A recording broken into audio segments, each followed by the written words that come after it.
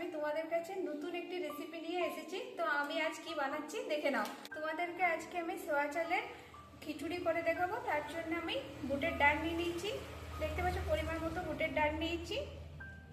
বুটের ডাল আমার নেওয়া হয়ে গেছে। এরপর আমি সোয়া চালও নিয়ে নিয়েছি, নুন হলুদও নিয়ে নিয়েছি, আর মশলা বাটাও নিয়ে নিয়েছি। আর সোয়া চালের মধ্যে কুমড়ো আর আলু দেবো, সেটা আমরা কেটে নিয়েছি। আর তেলও নিয়ে নিয়েছি। সোয়া চালের খিচুড়ির মধ্যে আমি বুটের ডাল দেবো। তার জন্য বুটের ডালটা আগে আমি প্রেসারের মধ্যে দিয়ে দুটো সিটি দিয়ে নেব, ভালোভাবে সিদ্ধ হয়ে যাওয়ার জন্য। তো প্রেসারে আমি জল দিয়ে দিয়েছি।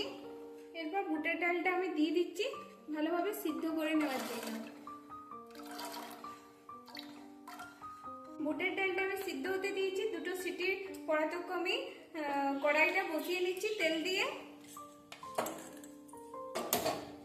কড়াই বসানো হয়ে গেছে। কড়াইটা গরম হয়ে গেলে আমি এর মধ্যে তেল আর একটু পাঁচফোড়ন দিয়ে দেব।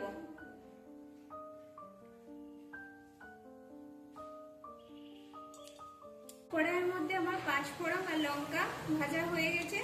এর মধ্যে আমি কুমড়ো আর আলুটা দিয়ে ভালো করে ভেজে নেব।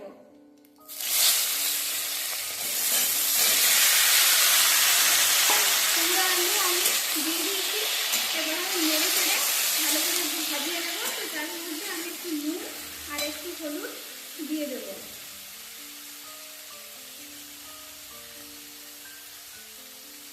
দেখো নুন হলুদ দেওয়া হয়ে গেছে।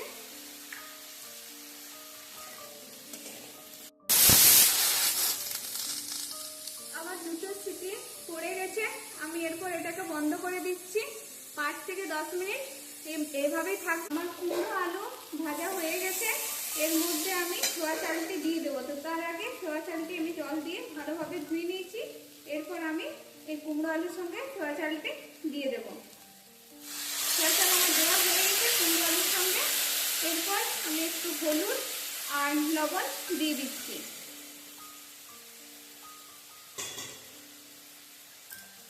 হলুদ লবণ দেওয়া হয়ে গেছে। মশলা দেবো। তো মশলার মধ্যে আমি কি কি বেটে নিয়েছি সেটি বলে দিচ্ছি। লঙ্কা, আদা, জিরা, ধনা একসঙ্গে বেটে নিয়েছি, এর মধ্যে দিয়ে দেবো। দিয়ে ভালোভাবে কষিয়ে নেব। তারপরে বুটের ডালটা সিদ্ধ হয়ে গেলে আমি এর মধ্যে দেব।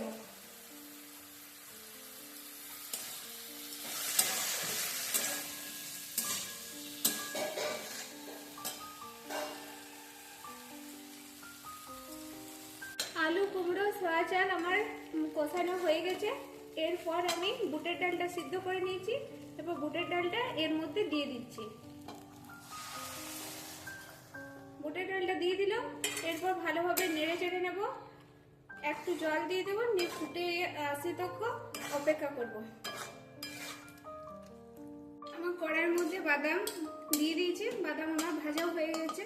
তো এবার বাদামটা আমি সোয়া চালের খিচুড়ির উপর দিয়ে দেবো। তো দেখো সোয়া চালের খিচুড়িটা আমি বাটির মধ্যে নামিয়ে নিয়েছি।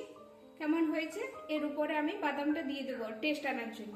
আজ আমি সোয়া চালের খিচুড়ি করে তোমাদেরকে দেখালাম। তো আমার সোয়া চালের খিচুড়ি কেমন হয়েছে, তোমাদের কেমন লেগেছে কমেন্ট করে জানাবে। আর আমার যদি সব কিছু রেসিপি যা কিছু তোমাদেরকে দেখিয়েছি আগে সব যদি ভালো লেগে থাকে তো সব কিছু কমেন্ট করে জানাবে এবং চ্যানেলটিকে লাইক, কমেন্ট, সাবস্ক্রাইব করে রেখে দেবে এবং প্রচুর পরিমাণে শেয়ার করে দেবে।